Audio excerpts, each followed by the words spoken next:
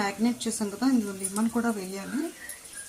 కొంచెం garlic, masala powder, salt, haldi, chilli powder అన్నీ వేసి ఒక 2 అవర్స్ మ్యాగ్నేట్ అయ్యాక ఇలా ఆనియన్ ఫ్రై అయ్యాక గ్రీన్ చిల్లీ కూడా ఫ్రై చేయాలి.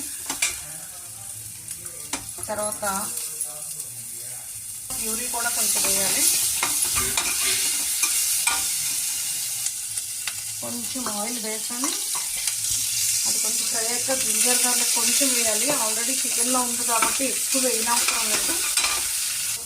ఇలాగ ఫ్రై అయ్యాక మ్యాగ్నేట్ చేసిన చికెన్ వేసేస్తాము. ఇందులో సిమ్లో బాగా ఫ్రై చేస్తాము.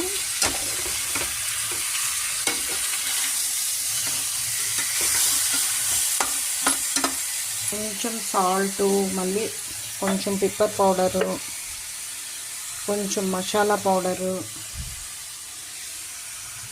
కొంచెం సాల్టు, ఆల్రెడీ మ్యాగ్నేట్ చేసినప్పుడు వేసాం కాబట్టి కొంచెం చిల్లీ పౌడరు కొంచెమే వేస్తాము. ఆల్రెడీ వేసాము కాబట్టి ఎక్కువ వేయవలసిన అవసరం లేదు.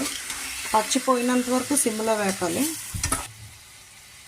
సోంపు కూడా కొంచెం వేసాను.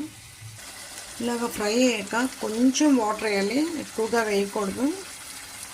మొత్తం కొంచెం వాటర్ వేసి ఒక 1 విజిల్ ఇవ్వాలి మీడియం ఫ్లేమ్లో.